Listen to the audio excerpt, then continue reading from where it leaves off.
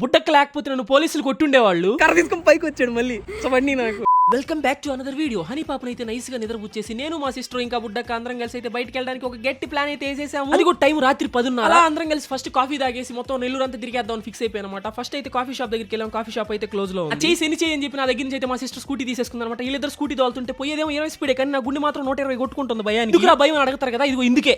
బుడ్డక్క right indicator వేసి left తిరుగుతుంది. అత్యంత భయంకరమైన రైట్ తర్వాత నాకైతే కాఫీ దొరికిందనమాట. కాఫీ తాగేసి నాకైతే అలవాట్లేదు, షారంగా నోట్లో పోసుకుని నాలుగైతే కలిపింది. కాఫీ దగ్గర ఈ టైంకి కాఫీ షాప్ క్లోజ్ చేశారు. రోడ్స్ అన్ని ఎంటీగా ఉన్నాయి, షాప్స్ అన్ని క్లోజ్ లో ఉన్నాయి. ఏం అర్థం కాలేదు. అలా నెల్లూరు బ్యారేజ్ ఎక్కేసి కొంచెం ముందరికి వెళ్ళగానే పోలీసులు ఆపేశారు మమ్మల్ని. పోలీసులు చెక్ చేస్తారు అనుకున్నా. పెన్నా బ్యారేజ్ దిగంగానే పోలీసులు వచ్చేసారు. నెల్లూరులో వరుస హత్యలు జరుగుతున్నాయంట. ఫస్ట్ కర్రెత్తాడు, యాడ్ నుంచి వస్తున్నారు, ఏం చేస్తున్నారు ఈ టైంలో అని. ఆ బుడ్డకి వచ్చేసి వెంటనే మా బంధువులు వస్తే ట్రైన్ లో వదిలిపెట్టడానికి వచ్చామనింది. ఏం ట్రైన్ అన్నాడు, నేను ప్యాసింజర్ ట్రైన్ అన్నాను.